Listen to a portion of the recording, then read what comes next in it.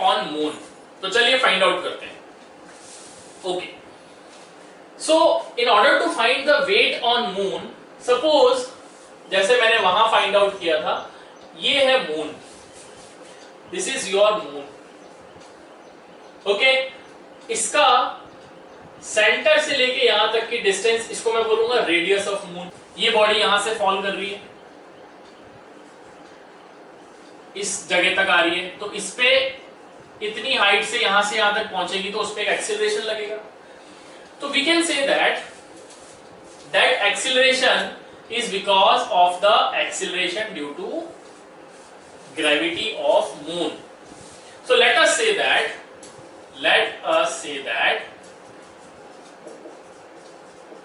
acceleration due to gravity, gm, is the acceleration due to gravity on moon. All right, so by second law, how much force will be there? Mass of the object multiplied by the acceleration, which is the acceleration on moon. Similarly, the force, this is by second law of motion. You know that force is equal to mass into acceleration. इसी तरीके से gravitational force, Newton's gravitational universal law of gravitation कितना था? G mass of moon into the mass of the body divided by the radius of the body, उसका square, because we can assume that this h is very small, so we can say that the distance between these two body, यहां से यहां तक जो distance है, ये जो distance है, it is almost equal to what? Rm, because height is very small as compared to the radius of moon. तो मैं इसको ऐसे लिख सकता हूं। अब देखो, मास ऑफ द मून जो होता है उसकी जो वैल्यू है मास ऑफ द मून की, अर्थ का कितना मास था? Mass of earth that was equal to 6 into 10 to the power 24 kg, इतना था। But the mass of the moon is less as compared to the mass of earth, तो उसकी कितनी value है? That is equal to 7.36 into 10 to the power 22 kg.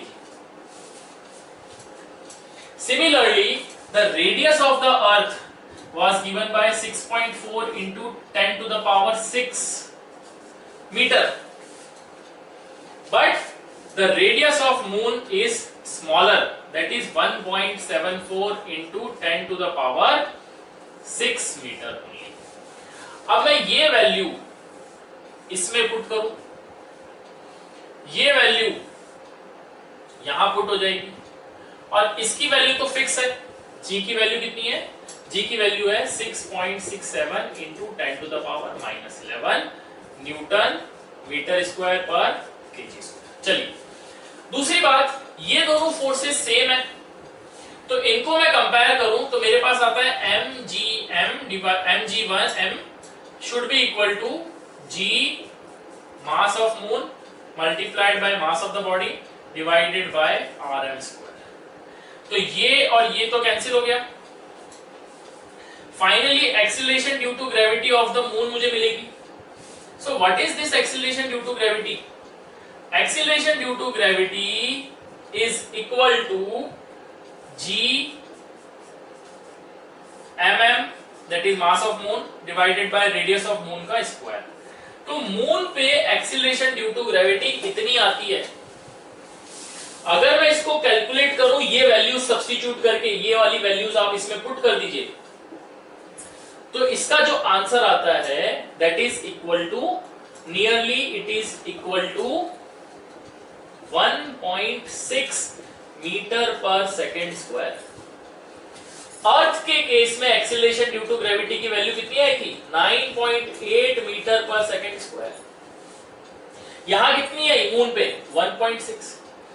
तो what will be the weight on moon? Weight on moon will be equal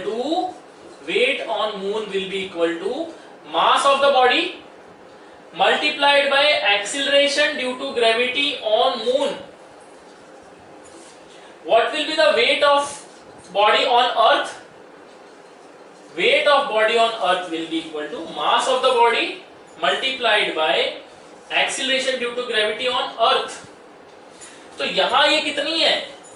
यहां है 1.6. तो इसका answer क्या आएगा? 1.6 इंटू वॉट एवर मास. यहां कितना आया? 9.8 इंटू वट एवर मास. अब अगर मैं इन दोनों को कंपेयर करूं तो मून पे मेरा जो वेट है वो है 1.6 इंटू एम. यहां जो मेरा वेट है दैट इज 9.8 इंटू एम. अब ये मास मेरा 70 केजी है तो 70 से मल्टीप्लाई कर दो 1.6 को. अगर 50 केजी है तो 50 से मल्टीप्लाई कर दो 1.6. टोटली ये जो मेरा मून पे मास वेट है ये मेरा इतना आता है. तो अगर मैं इसको कंपेयर करूं, कंपेयर करने का क्या मतलब है? अर्थ के वेट से कंपेयर करूं तो देखो क्या होता है. Weight on moon divided by weight on earth.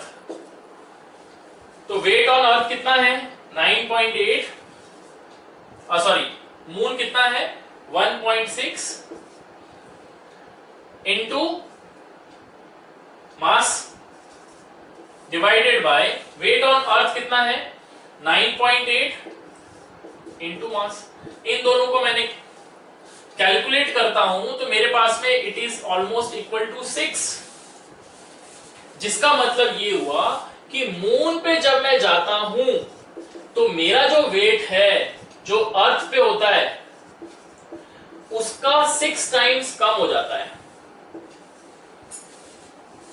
Wait is measured in newton. तो सपोज मेरा जो मास था वो है 50 केजी. तो अर्थ पे मेरा मास कितना होगा? या इसको मैं बोलूं 60 केजी. सपोज 60 केजी मेरा मास है ऑन अर्थ. तो मून पे भी सेम ही रहता है, पर मेरा acceleration due to gravity on earth is equal to what? Around 10 मान लू, 10 मीटर पर सेकंड स्क्वायर. 9.8 की जगह मैंने 10 अप्रोक्सीमेटली ले लिया. तो मेरा what is the weight on earth?